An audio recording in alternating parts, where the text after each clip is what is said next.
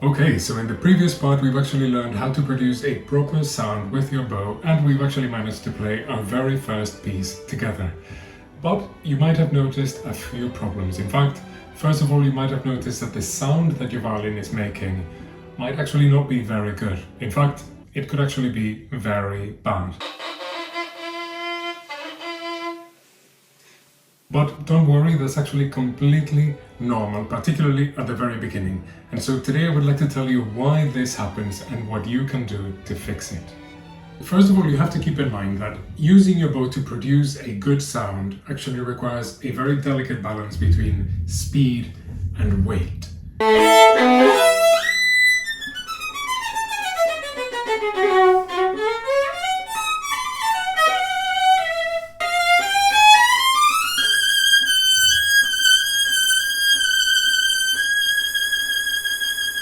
And so I'm first going to talk about speed. In terms of speed, using your bow is actually a lot like riding a bicycle. Imagine you're riding your bike down the road and you want to go in a perfectly straight line.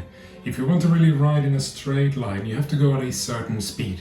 If you're below that threshold, you will actually not have enough speed to keep going in a straight line, and your bicycle will start wobbling from side to side. And actually the same thing happens with your bow, except that the bow is not physically going to start wobbling, but you're actually sacrificing the stability of your sound.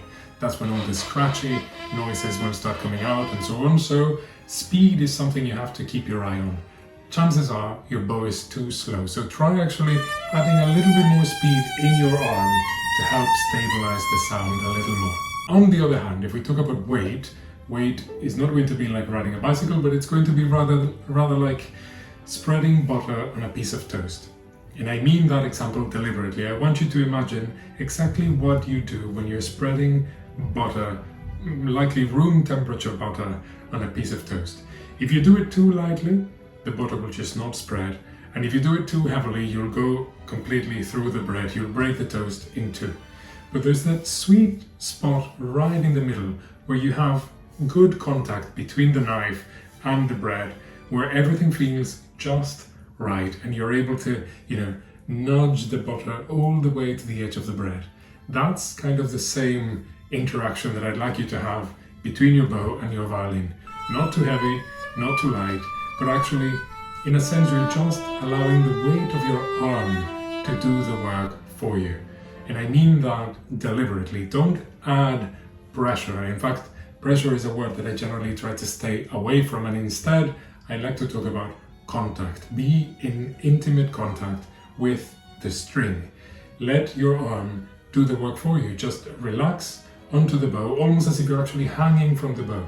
And if you apply that natural weight of your arm, along with enough speed to ride your bicycle in a straight line, I assure you that given the right amount of time, your sound is going to start developing into something beautiful. Now, don't worry and don't get anxious. This is not going to happen today. It's not going to happen tomorrow, and it's not going to happen next week either. This is going to take a little bit of time. But all I can promise you is that if you keep coming back and keep trying to rediscover those sensations, it will only get better with time. And so now that we've solved that problem that you may or may not have had, let's move on to our next challenge.